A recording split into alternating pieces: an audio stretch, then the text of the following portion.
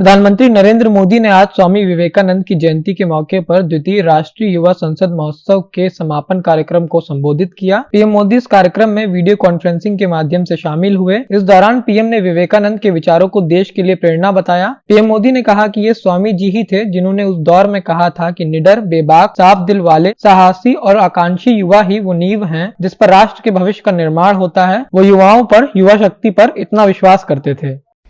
ये स्वामी जी ही थे जिन्होंने उस दौर में कहा था कि निडर, बेबाक, साफ दिल वाले, साहसी और आकांक्षी युवा ही वो नींव हैं जिस पर राष्ट्र के भविष्य का निर्माण होता है।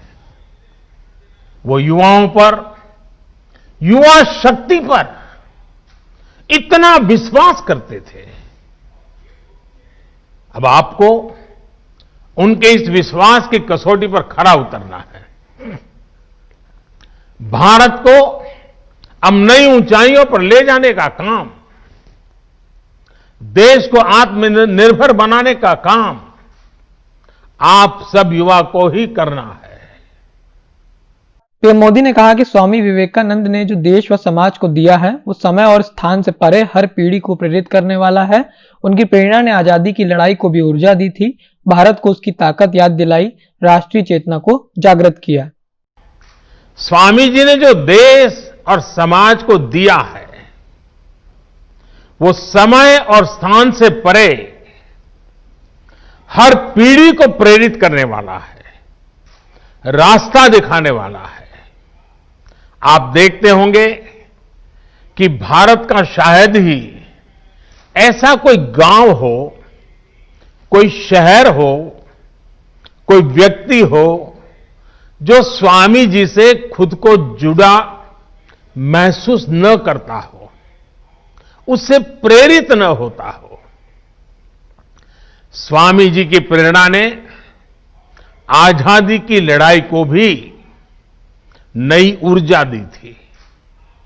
गुलामी के लंबे कालखंड ने भारत को हजारों वर्षों की अपनी ताकत और ताकत के एहसास से दूर कर दिया था। स्वामी विवेकानंद ने भारत को उसकी वो ताकत याद दिलाई, एहसास कराया, उनके सामर्थ्य को उनके मन मस्तिष्क में पुनर्जीवित किया, राष्ट्रीय चेतना को जागृत किया। आप ये जानकर हैरान रह जाएंगे कि उस समय क्रांति के मार्ग से भी और शांति के मार्ग से भी, दोनों ही तरह से जो आजादी के लिए जंग चल रहा था, आजादी की लड़ाई लड़ रहे थे, वो कहीं न कहीं स्वामी विवेकानंद जी से प्रेरित थे। प्रधानमंत्री ने कहा कि राजनीति में वंशवाद लोकतंत्र के लिए बहुत बड़ा खतरा है। इस बुराई को मिटाने के लिए मैं युवाओं को राजनीति में आने की अपील करता हूं। लोकतंत्र का एक सबसे बड़ा दुश्मन पनप रहा है और वो है राजनीतिक वंशवाद। राजनीतिक वंशवाद देश के सामने ऐसी ही चुनौती है जिसे जड़ से उखाड़ना है। ये बात सही है कि अब केवल सरनेम के सहारे चुनाव जीतने वालों के दिन लदने लगे हैं, लेकिन राजनीति में वंशवाद का ये रोग अभी पूरी तरह समाप्त नहीं हुआ है। अभी भी ऐसे लोग हैं जिनका विचार, जिनका आचार, जिनका लक्ष्य सब कुछ अपने परिवार की राजनीति और राजनीति में अपने परिवार को बचाने का ही है।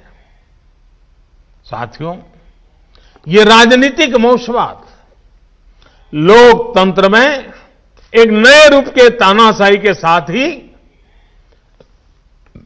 देश पर अक्षमता का बोझ भी बढ़ा देता है। राजनीतिक वंशवाद नेशन फर्स्ट के बजाय सिर्फ मैं और मेरा परिवार इसी भावना को मजबूत करता है। ये भारत में राजनीतिक और सामाजिक करप्शन का भी एक बहुत बड़ा कारण है। वंशवाद की जगह से आगे बढ़े लोगों को लगता है कि अगर उनकी पहले की पीढ़ियों के करप्शन का हिसाब नहीं हुआ तो उनका भी कोई कुछ नहीं बिगाड़ सकता। वो तो अपने घर में ही इस प्रकार के विकृत उदाहरण भी देखते हैं। इसलिए ऐसे लोगों का कानून के प्रति न सम्मान होता है, न कानून का उनको डर भी होता है। साथियों, इस स्थिति को बदलने का जिम्मा देश की जागरूकता पर है, देश की युवा पीढ़ी पे है और राष्ट्रयाम जागृयाम व्यायाम इसी मंत्र को लेकर के जीना है। आप राजनीति में ज्यादा से ज्यादा संख्या में आए, बढ़ चढ़ करके हिस्सा लेना पाना बनने के इरादे से नहीं, कुछ कर गुजरने के इरादे से आइए। आप अपनी सोच, अपने विजन को लेकर आगे बढ़े, एक साथ मिलकर के काम करें, जुट करके काम करें, डट करके काम करें। याद रखिएगा, जब तक देश का सामान्य युवा राजनीति में नहीं आएगा, वंशवाद का ये जहर इसी तरह हमारे लोकतंत्र को कमजोर करता रहेगा। इस देश के लोकतंत्र को बचाने के लिए आपका राजनीति में आना जरूरी है।